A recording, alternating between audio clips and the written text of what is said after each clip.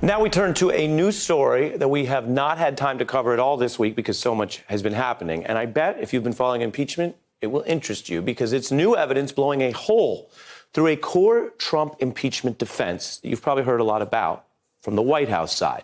This is now new from this House impeachment report. It's gotten almost no attention yet, understandably, given that it's a long report and a lot's been happening. The issue is at the heart of Trump's alleged bribery scheme, that military aid that was withheld from Ukraine for extortion. In fact, we mentioned Speaker Pelosi's new remarks. She cited that money in her new statement. The president abused his power for his own personal political benefit at the expense of our national security by withholding military aid. Withholding military aid. Now, as everyone who's followed this knows, the money did ultimately get unfrozen when they got caught. Donald Trump learned that a whistleblower was actually going after this whole plot, and he relented. Now, many Trump supporters have argued, this is very important, you've probably seen this line of argument, that Ukraine ultimately got the money, and that cancels out any impeachable offense. The real bottom line is he got the money. Ukraine got the money. The Ukrainians did nothing to, as far as investigations goes, to get the aid released. So there was never this quid pro quo. I look at it this way.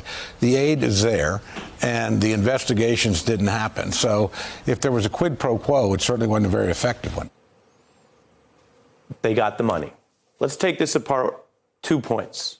One, it's not a valid legal defense to bribery. In fact, other politicians are in prison today for unsuccessful bribery plots. So Trump's alleged extortion of Ukraine was going on while the money was frozen. That's what made it allegedly extortion. That's number one. But number two, what's new tonight, this report also cuts into Trump's defense on the facts. Because for all of the talk, like what I just showed you about the White House releasing all the Ukraine money, Trump's actions have denied Ukraine not $1 or $100,000 or $1 million, but $35 million of that aid. The report noting Pentagon officials confirming Ukraine still has not received $35 million in security assistance yet to be dispersed, meaning those funds, which were approved under U.S. law, have not gone out. This isn't a rounding error.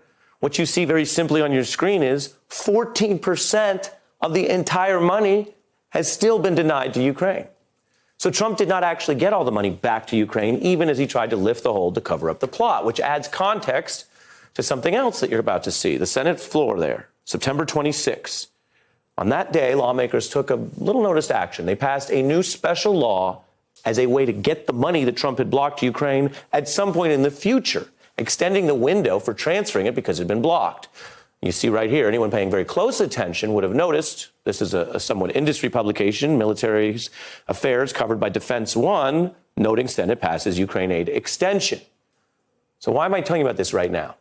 This is not just history. This is now, tonight, new evidence against Donald Trump for his potential impeachment. That vote was revealing, and it did have some Republicans on board, which showed they still wanted the money to get back to Ukraine.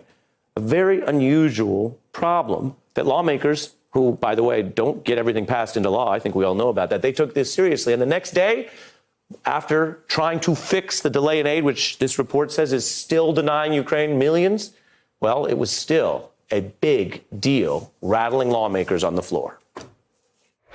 Let's see.